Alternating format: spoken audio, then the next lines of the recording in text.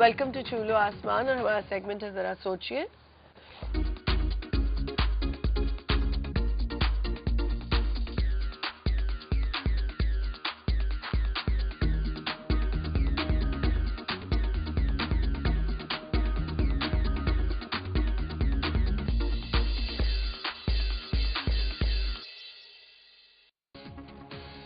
جی اور ہمارے ساتھ اس وقت موجود ہیں ڈاکٹر وسیم, اقرا یونیورسٹی میں ہوتے ہیں. السلام علیکم ڈاکٹر صاحب, کیا حال چال ہے؟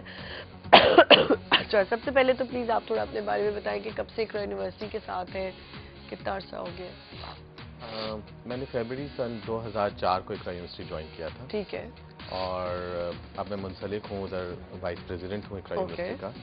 اس سے پیشتر میں میرا جو کریئر ہے وہ شروع ہوتا ہے ہمدرد یونیورسٹی سے, اور 1995 سے 1999 تک میں منسلک رہا ہمدرد یونیورسٹی کے ساتھ. ٹھیک ہے. اور آپ پی ایچ ڈی آپ نے میں P H D educational management میں ہوں. میں نے 2 پوسٹ ڈاکٹریٹ کی ہوئی ہیں.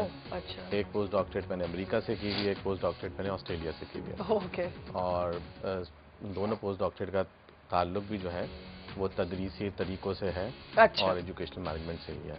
ٹھیک ہے. اچھا, پرائیویٹ یونیورسٹیز کی ایجوکیشن کے بارے میں کیا کہیں گے آپ؟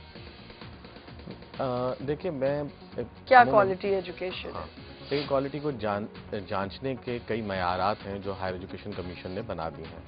ایک معیار تو یہ ہے کہ اس کا نصاب کیسا ہے. دوسرا معیار یہ ہے کہ اس کے اندر تدریسی طریقہ کیا اپنایا گیا ہے. تیسرا معیار یہ ہے کہ اساتذہ کون ہیں جو کہ اس کو پڑھاتے ہیں, ان کی قابلیت کیا ہے.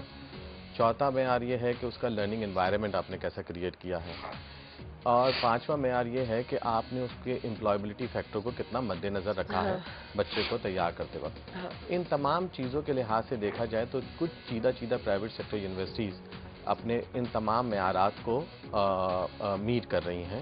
اسی کی بنیاد پہ ہائر ایجوکیشن کمیشن ان کو رینک کرتا ہے. ٹھیک ہے. اور اللہ کا شکر ہے, میں اپنی یونیورسٹی کے بارے میں کہوں, we are the rank number 1 university in province of Sindh, being ranked by the Charter Inspection and Evaluation Committee. ٹھیک ہے. اچھا, اب مجھے یہ بتائیں کہ اس وقت جو پرائیویٹ اسکولس کی طرف بھی ذرا آ جاتے ہیں اور پرائیویٹ ایجوکیشن کی طرف آتے ہیں, اگر گورنمنٹ سے آپ اگر اس کو کمپیئر کرتے ہیں, گورنمنٹ میں ابھی بھی وہ لیول نہیں آ سک رہا ہے جو ہماری پرائیویٹ ایجوکیشن کا ہے سسٹم. کیوں؟ دیکھیں, پہلی بات تو آپ یہ سمجھیے کہ ہم کو پرائیویٹ مطلب نجی اور سرکاری تعلیمی اداروں میں فرق کرنے سے پہلے ہمیں اپنے تعلیمی نظام کو سمجھنے کی ضرورت ہے اور ہمیں اپنے تعلیمی مسائل کو سمجھنے کی ضرورت ہے. ٹھیک ہے. ہمارے تعلیمی مسائل جو ہیں وہ 3 بنیادی کیٹیگریز پہ بڑے اچھے آسانی سے سمجھے جا سکتے ہیں. ایک, کیا ہمارے پاس اتنے تعلیمی ادارے موجود ہیں جن کے اندر تمام بچوں کو اکوموڈیٹ کیا جا سکے, یعنی ایکسیس کا ایشو.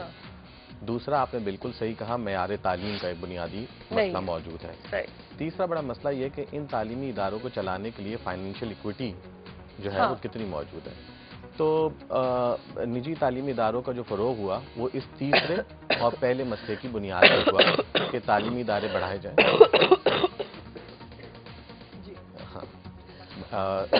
میرے خیال میں ذرا سوچے کے بجائے ذرا کھانسی کا نام زیادہ ہوتا تو اچھا ہوتا.